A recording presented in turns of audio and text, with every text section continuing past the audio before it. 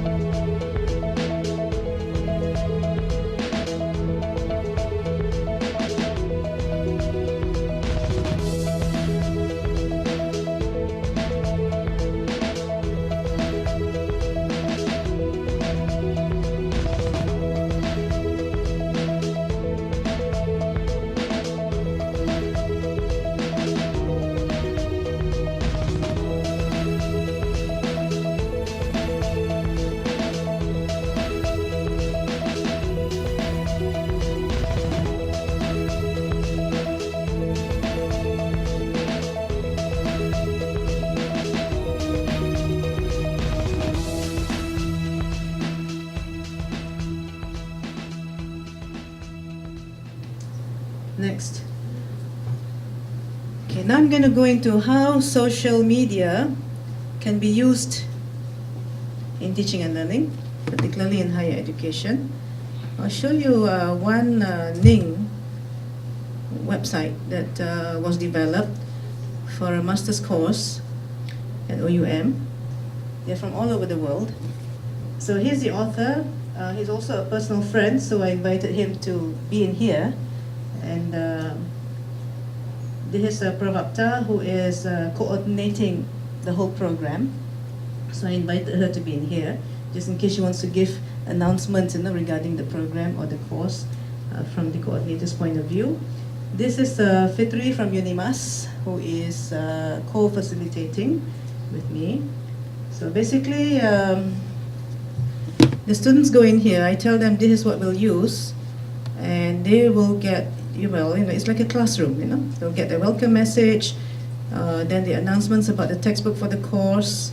And when I do this, referring them to the textbook, we also can go into the website for The World is Open. So you can go out and get a view of what it's all about before they actually get the textbook. Okay, so this is actually a live website, so it's also continually updated.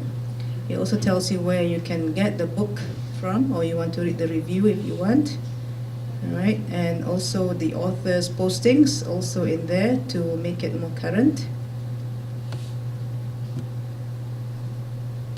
How many of you have seen Ning? Using Ning? No? Safia? Not yet? Okay. And description of the assignment. The first assignment is here. Right, there's a due date. And incidentally, Curtis Bong's book was one of the top 10 educational technology books, so I announced it there. And he's also been interviewed by radio stations, so this is one of these the interviews that I linked. And okay, and then there are forums that we can create. The first forum is about assignment 1, if they need to discuss how to do assignment 1 or if they have issues, problems.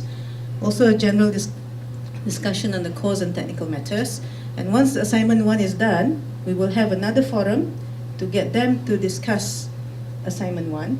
And this will be commenting on each other's assignment. Yeah.